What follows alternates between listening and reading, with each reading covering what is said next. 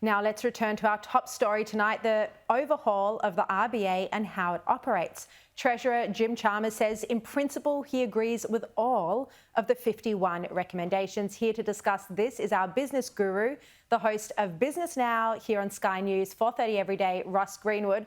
Ross, I have to say today must have been like Christmas for you. An overhaul of the RBA, the first time in years, press conferences by the Treasurer and the RBA Governor. It's been a big day. It really has been, and also just watching all of this as it transpired has been fascinating to watch. The report obviously had been embargoed but was handed down 10 a.m. today, and really immediately you recognised the significant change that was within it. Yes. Not only would there be a separate Reserve Bank board, but on top of that also there was this new thing that the Reserve Bank would have to adjudge, apart from just inflation between 2 and 3%. It would have to look at full employment, and that is a big change for the Reserve Bank, for our central bank. Exactly, and that's what I want to ask you about, because many economists that I've spoken to today, and then I saw you had Bill Evans on your show just at 4:30 before mine, and they're very concerned about changing the charter of the RBA, changing the focus to have full employment instead of just inflation. You know, it could mean that we'd end up with entrenched inflation if employment was put above it or equal, or even equal to it as a priority. Ross, surely this isn't a reform for the benefit of the country. Well, the interesting part about this is that, just to explain, you know, inflation is linked to unemployment. Generally, if you have prolonged inflation, ultimately unemployment will follow.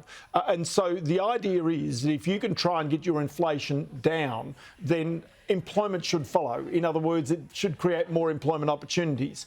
The real problem is that there are times when it doesn't do that. So say, for example, now the Reserve Bank is trying to head off inflation by raising interest rates. But the problem is the raising of those interest rates will create ultimately more unemployment, more people unemployed because companies won't make as much money because there's pressure on those companies to reduce costs as demand is suppressed. So the real issue here is, in many ways, you're trying to chase one target, which is inflation, but you're actually creating a problem with your other target, which is employment. There's a second issue which I continue to raise with the Treasurer today and also with the RBA Governor, and that is, well, what is full employment? Because the target and what was considered to be full employment has changed over a period of time. So if you can't actually really tell people, here is full employment, it's when the unemployment rate's at 3.5% or it's at 4 or it's 4.25%, whatever it is, tell people what it is, because then you'll understand what they're aiming for. Because say, for example, I mean, if unemployment was 10%, if it got down to 6.5%, you'd think that was a pretty good result. But of course, today we're used to much lower rates of unemployment, which is good for Australia, it's good for families, it's good for the government, it's good for the nation as a whole. And that's the reason why that needs to be spelt out more specifically, I think, as they go towards that as a form of a target. Yeah, I think it's worrying that both the opposition and the Treasurer have already said that in principle they're going to introduce all of the recommendations, when senior economists like the highly respected Bill Evans have so much concern about introducing a second goal of full employment. Now, I want to ask you about, setting up a separate board, a second board. You'd have one RBA board to deal with monetary policy and a second one to oversee the central bank's governance. This does seem to be a good move. The trouble is, can you find experts on monetary policy to fill that second board? Well, I think you really can, and I think that's what's been, in some cases, lacking in the board of the Reserve Bank in the past. Yep. The Reserve Bank board has broadly been made of industrialists, let's be honest, who clearly bring their expertise, but also will bring their biases, their natural biases with them.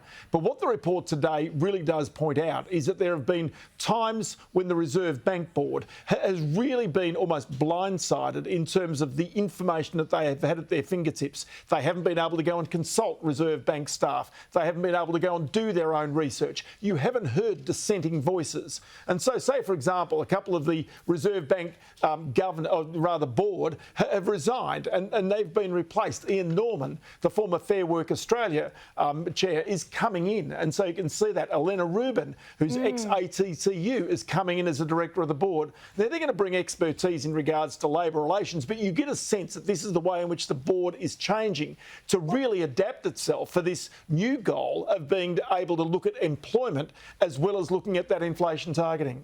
Well, I want to ask you about those two temporary new appointments, or not temporary, those new appointments announced by Jim Chalmers today of Ian Ross and Alana Rubin.